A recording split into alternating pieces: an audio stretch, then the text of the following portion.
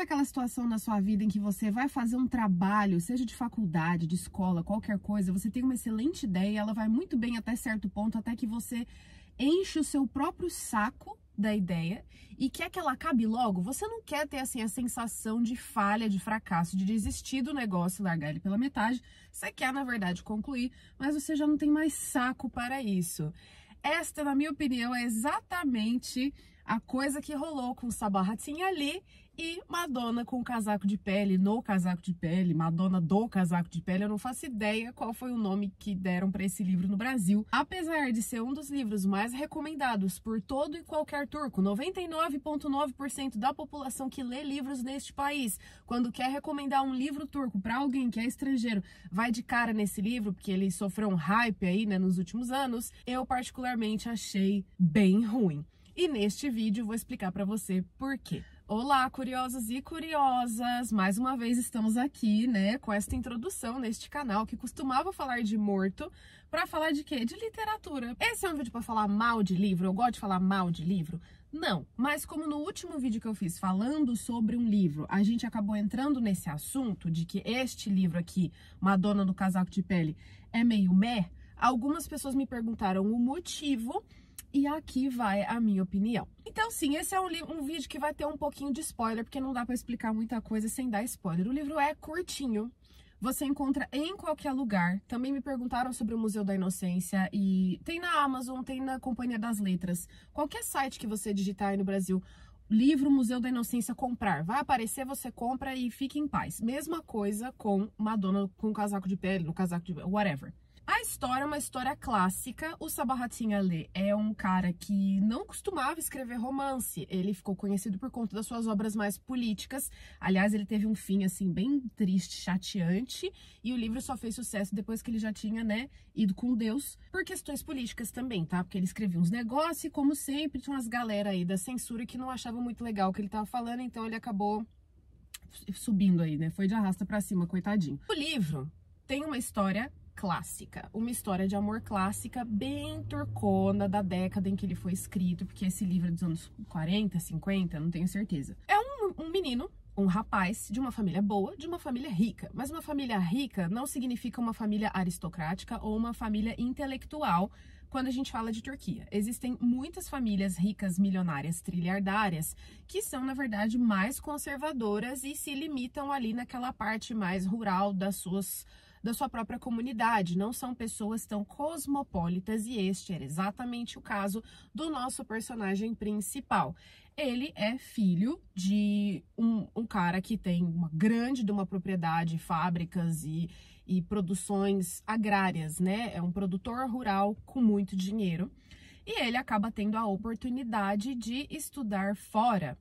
E foi criado naquela vibe de, tipo assim, o filho, sabe aquele filho querido que é aquele único filho homem, aquele filho que ele é dada muita liberdade para ele até um certo ponto, e de repente espera-se que ele corresponda a uma ética de trabalho, de responsabilidade que não foi ensinada para ele. Tipo, viva livre até certo ponto e depois a gente vai te obrigar a ser responsável por tudo e todo mundo. Então é isso que acontece e ele se torna o quê? Frustradinho. Certo, diz ele no livro que nunca se conectou com a sua própria família, nem nada do tipo, e aí eles mandam ele para o exterior. E no exterior, no caso Alemanha, que é um país muito comum para turcos irem para o exterior, assim como tem uma porrada de brasileiro nos Estados Unidos, tem uma cacetada de turco na Alemanha, por vários motivos políticos e também sociais, que eu não vou entrar no mérito agora, mas é muito comum.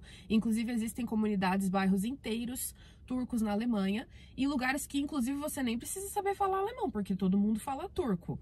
E aí, este moleque vai pra lá estudar. Estudar o quê? Estudar pra tomar conta dos negócios da família, teoricamente. E ele faz o quê? Como dizemos na minha terra, ele cai na marva, ele não faz porcaria nenhuma. Ele vai de vez em quando na fábrica, ele vai de vez em quando estudar, se enfia lá numa pensão, conhece uma galera, começa a sair com o povo, e aí ele conhece o quê? Uma dama da noite. Como sempre, é sempre esses boyzinhos, isso é muito contemporâneo, é sempre esses boy barra botas, entendeu? Mela cueca e menininho da mamãe, que se enfia nos relacionamentos com uns mulherão, umas mulheres que são totalmente o oposto daquilo que eles estão acostumados.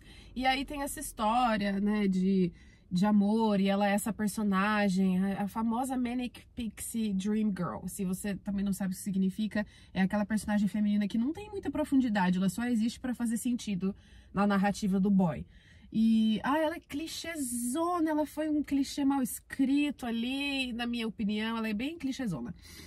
E ela é a famosa Madonna do casaco de pele, e pipipi, popopó, não sei o que. O livro, ele se arrasta, ele é essa história de amor e não sei o que, eles transam uma vez, tá bom? Uma vez, e aí tudo começa a dar errado na vida desse homem, tudo começa a dar errado. Sei lá, a mãe dele deve ter feito uma reza muito grande, entendeu? Para que ele encontrasse uma mulher direita, digamos assim, uma mulher da religião, e ele se lasca, porque... Gente, tudo dá errado na vida desse pobre, entendeu? Mas se tem uma pessoa em que tudo dá errado na vida de verdade, essa pessoa é ela. E tá, o livro se arrasta, tem passagem de tempo, é clichêzíssimo. Eu não sei se é porque esse livro é antigo, 40, 50, e eu tô aqui de 2023 falando que o livro é clichê. Talvez naquela época fosse algo revolucionário, né? E, o final é triste, tá? Não vou dar spoiler do final aqui, mas na minha opinião parece que assim, gente, eu tô cansado desse livro, deixa eu acabar com tudo, vou dar o final mais bosta possível, o final mais óbvio possível. O que seria um final bosta na minha cabeça? Eu vou dar um exemplo, não é isso que acontece no livro, mas eu vou dar um exemplo. Era tudo um sonho. Isso é um final bosta. O segundo final bosta... A fulana estava morta desde sempre. Também um final bosta. E é isso que nós temos, um final deste porte aí no livro. Como eu já disse, não sei se é porque isso é um clichê atual, porque eu tô lendo esse livro aqui, né, décadas e décadas depois, em outro ponto da humanidade. Talvez naquela época fosse revolucionário, fantástico, meu Deus, que puta livrão. Mas hoje em dia, tipo assim, gente, quem é que escreveu esse livro? Não sei, parece estagiário da Malhação, criando diálogos e linhas temporais de história, enredos e roteiros. Não sei, mas dá essa impressão. Eu fiquei com raiva quando eu terminei de ler o livro. Por quê? Porque eu falei assim, eu não acredito que eu perdi o meu... Eu poderia ter escrito outro final. Aliás, eu fiquei tão revoltada que eu queria, na época que eu terminei de ler o livro, ter escrito um final alternativo, sabe? Aí eu falei, não. Levei em consideração essa questão de que eu estou consumindo uma obra de outra época, num tempo atual, e que, como eu disse, pode ser que aquilo fosse extremamente incrível, né, na época em que o livro foi lançado. Mas que hoje você fala assim, Jesus do céu, tem muita gente que ama esse livro, acha o final incrível e acha a história linda, como toda obra turca termina em o quê? Tragédia. Se tem uma coisa que você não vai encontrar nesse país, é algo que termina em felicidade. O Manuel Carlos não seria bem recebido aqui, tá? O tipo de obra que ele faz. Muito pelo contrário, porque tudo aqui termina em tristeza. Eu odeio quando eu gravo no meio da rua e passa gente, porque eu fico me sentindo estranha. Então é justamente isso que tá acontecendo agora. Tem um homem andando aqui, e aí eu tô como? Eu quero fingir que eu não tô gravando vídeo, que parece que eu tô falando com nada, com espíritos dentro do carro. Manuel Carlos não ia se dar bem aqui, por quê? Porque as novelas dele tudo terminam em gente casando, gente tendo filho, música do Caetano Veloso tocando no fundo, Leblon e alegria, felicidade. Aqui não, aqui o povo morre, aqui a mocinha termina com o vilão porque o mundo é cruel e não existe redenção. Aqui é sofrimento atrás de sofrimento, tanto que na época em que essas novelas turcas ficaram tipo, famosas, eu lembro que eu tinha um canal de Turquia e as tias vinham todas indignadas. Por que você não está comentando sobre este absurdo que é a novela X? Porque a gente tá aqui pra sofrer, isso é um abuso psicológico com o espectador. Gente, vocês não estão acostumados, é só isso, entendeu? Vocês não estão prontos para essa conversa. E é isso que acontece no final do livro, por isso que eu não fico... Por isso que muita gente acha incrível o final, surpreendente, e eu fico, nossa... Porque aqui não existe final feliz, tá bom? Aqui todas as coisas terminam em quê? Túmulo, velório, a quantidade de casamentos em final de novela do Manuel Carlos é proporcional à quantidade de enterro e velório nas novelas turcas. Às vezes sai uma criança em um casamento, mas depois de 4 anos de sofrimento, né? Vai saber. Vou fazer esse vídeo pra explicar por que eu acho que esse livro não é dos melhores. Tem gente que ama, tá? Então eu não diria pra você não ler.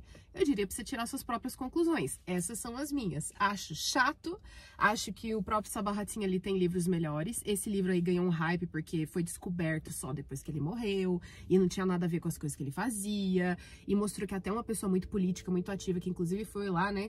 Porque era uma pessoa politicamente ativa, podia escrever histórias de amor, e aí o cara que era um super de um cara político ficou conhecido pelo quê? Pela historinha de amor que ele escreveu, o que é bom também. O mundo precisa de histórias de amor, né? Apesar dessa aí ser uma bela de uma tragédia. Enfim, é isso. Vou pra academia agora, porque estou gravando esse vídeo às 7h34 da manhã. No gás do cacete, né? Parece que eu tomei o quê? 3 litros de café. Falem pra mim o que vocês acham desses vídeos dentro do carro, aleatórios. Um beijo e a gente se vê no próximo. Tchau!